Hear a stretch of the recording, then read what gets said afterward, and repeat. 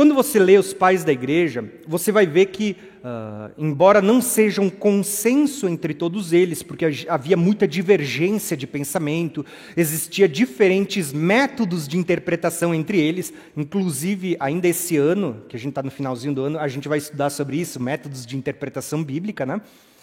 Você vai ver que existiam muitos pais da igreja que eles entendiam que o período do homem era apenas de 6.000 anos sobre a face da terra, e então Jesus viria. Tá? Por que é interessante a gente estudar isso? Porque vocês perceberam que de Adão até Abraão nós temos quanto? 2.000 anos. De Abraão até Jesus, que é o que a gente vai ver na próxima aula, né? Embora a gente já cruzou um pouquinho a linha de Abraão. Tem quanto? E de Jesus até hoje? Entenderam? Isso aí. Então, o que a gente vai ver? Olha só, eu vou ler para vocês de uma maneira bem breve, só para vocês entenderem o que muitos pais da igreja, discípulos dos primeiros discípulos de Jesus, eles falavam sobre isso, tá? Depois, se alguém quiser, pode vir pegar os livros aqui para ler, depois no final também. Eu trago mais por curiosidade, a gente não vai ficar lendo tudo isso num estudo, tá? Mas olha só o que os pais da igreja diziam. Ó. Eu estou lendo aqui, se eu não me engano, a carta de Barnabé, porque esse aqui tem vários pais da igreja. Tá? Barnabé, ele vai escrever assim, ó. Eles mencionam o sábado no princípio da criação. Lembra que ele está citando Gênesis 1, no princípio criou Deus os céus e a terra, e aí ele vai dizer, houve primeiro dia, segundo dia, terceiro, e durante 6 dias Deus faz a criação, mas o 7º Deus descansou. Né? Então, Barnabé está citando aqui os 7 dias da criação, e ele vai dizer assim, ó, ele menciona o sábado no princípio da criação. Em 6 dias Deus fez as obras das suas mãos, e terminou no 7º dia, e nele descansou e santificou.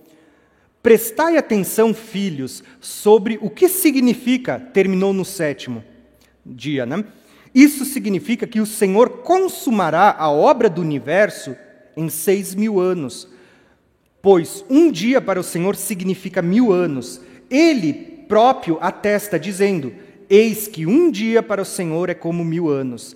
Portanto, filhos, em 6 dias são iguais a 6.000 anos. O universo será consumado. E ele descansou no 7º. Isso quer dizer que o seu filho, quando vier, está falando da vinda de Cristo, né? O seu filho, quando vier, para pôr um fim no tempo do iníquo, está falando do anticristo, né? Para julgar os ímpios e mudar o sol, a lua e as estrelas, então ele, de fato, repousará no 7º dia. Olha que interessante como é que era o pensamento de muitos pais da igreja. Volto a dizer, não é um consenso entre todos. Aqui eu vou citar só 2, né? Mas já os pais da igreja, eles acreditavam que o período da humanidade, o tempo do homem sobre a terra, era de 7.000 anos. Durante 6.000 anos, o homem está sujeito ao que Adão o sujeitou, mas o 7º seria um descanso, onde o próprio Jesus viria para estabelecer um milênio. Milênio esse que você vai poder ler na sua Bíblia quando você lê Apocalipse 20. Né? Apocalipse 20 fala de um período de 1.000 anos em que Satanás estará preso e Cristo reinando aqui na terra.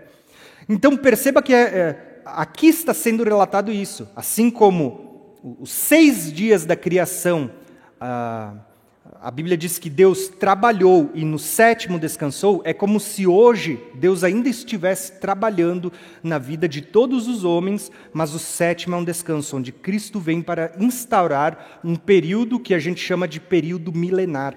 Tá? Inclusive, isso é um dos temas que a gente vai estudar esse ano ainda, provavelmente agora no mês de novembro, sobre as diferentes linhas de interpretação escatológica. A gente vai falar de amilenismo, pós-milenismo e pré-milenismo. O que é o pré-milenismo? A nossa igreja é pré-milenista. Tá? A nossa igreja crê que quando Jesus vier, ele vai instaurar um período de milênio, que é o milênio. E aqui eu trouxe uma informação de como pensavam os pais da igreja, os discípulos dos discípulos de Jesus. Tem outro aqui que também é Irineu de Lyon. Né? Olha só o que Irineu de Lyon diz, e com isso a gente encerra. Tá? Vamos abrir para perguntas depois. Irineu de Lyon, ele vai escrever assim, ó. Irineu de Lyon, ele escreveu um livro contra heresias, então ele trata de vários assuntos. Mas uma das coisas que ele diz é assim, ó, quantos foram os dias empregados para criar o mundo? Lembra, Deus criou em 6 dias e no 7º descansou? Irineu de Lyon está dizendo assim, ó, quantos foram os dias empregados para criar o mundo, tantos serão os milênios da sua duração total. Ele diz, porque no livro de Gênesis diz, assim foram concluídos os céus e a terra e toda a sua ornamentação. Deus concluiu no 6º dia toda a obra que ele fizera, e no 7º descansou de todas as obras que fizera. Esta é a descrição do passado, tal como aconteceu lá no passado, né? O mesmo tempo uma profecia para o futuro.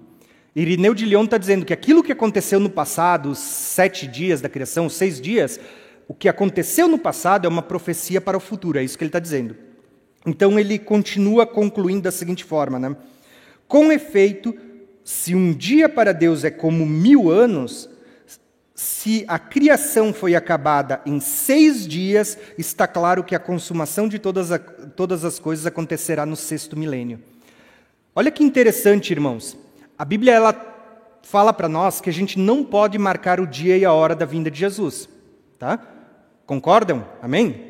Tá? Aqui a gente é bem bíblico, então eu particularmente, essa é uma das primeiras coisas que eu sempre digo. Ninguém pode marcar o dia e a hora da vinda de Cristo. Mas uma coisa é certa, a Bíblia ela dá pistas da geração que veria isso. Assim como quando você olha para a primeira geração, a primeira vinda de Cristo, Deus não anunciou o dia e a hora, mas Ele anunciou uma proximidade. Para quem for estudar com a gente, daqui umas 4 aulas a gente vai estudar o livro de Daniel. Aí a gente vai estudar todos os capítulos de Daniel. Lá em Daniel tem uma profecia no capítulo 9 das 70 semanas, aonde Deus, por meio de Daniel, profetiza. Ele diz, quando começar a construção do templo, a gente vai falar disso na cronologia semana que vem também, tá?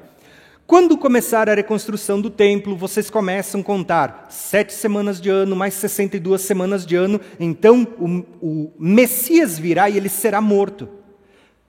Perceberam que Daniel já estava profetizando que quando começasse a construção do templo, você podia fazer uma contagem de tempo e saber quando seria a primeira vinda de Jesus e saber que ele seria morto? Ou seja, a primeira vinda de Cristo não tinha um dia e uma hora determinada, mas você podia calcular a proximidade, a geração que ele iria se manifestar.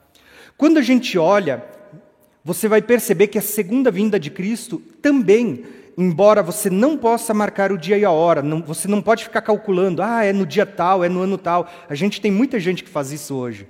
No YouTube, principalmente, tem um fulano ali, que eu não vou citar nome, que todo ano ele marca a vinda de Jesus. Vai ser no mês tal, no dia tal.